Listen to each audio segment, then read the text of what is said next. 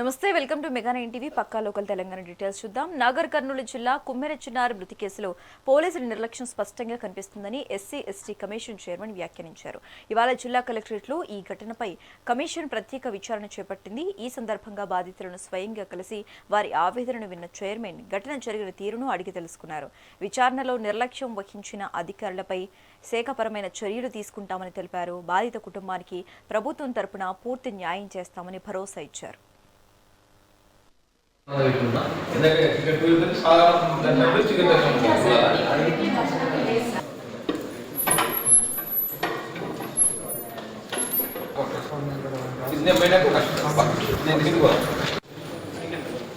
మా యొక్క దామోదర్ గారే ఉన్నారు.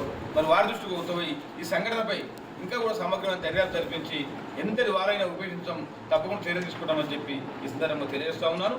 ముఖ్యంగా కుటుంబానికి ఒక ఉద్యోగం అని చెప్పి కలెక్టర్ గారు డైరెక్ట్ ఇచ్చిన తర్వాత వాళ్ళకి పోవాలంటే ఊళ్ళో భయం ఉన్నది.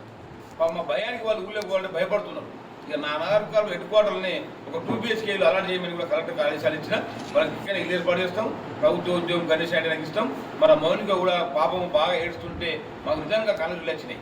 ఆమె కన్న తల్లి అంటే ఎంత బాధ ఉంటుందో తెలియదు. సాగు దగ్గరికి పోయి తల్లి పిల్లను జన్మనిస్తుంది, ప్రపంచాన్ని పరిచయం చేస్తుంది. అటువంటి తల్లి ఏడుస్తుంటే మాకు బాధ కలిగించింది.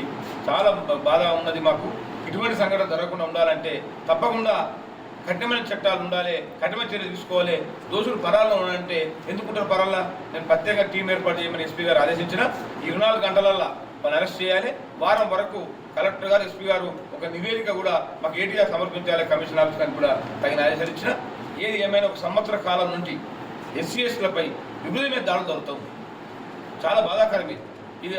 ముఖ్యమంత్రి గారి దృష్టి కొంచెం తప్పకుండా ఒక హై లెవెల్ కమిటీ ఏర్పాటు చేసి డీజీపీ గారితో మాట్లాడి ఆల్ ఎస్పీలతో అందరు సిపిలతో మొత్తం పోలీస్ యంత్రాంగంతో ఒక మీటింగ్ ఏర్పాటు చేసి తప్పకుండా ఇటువంటి చర్యలు మన రాష్ట్రం జరగద్దనంటే వాళ్ళకు కూడా జరగద్దనంటే మనం కఠినమైన చర్యలు ఉండాలి.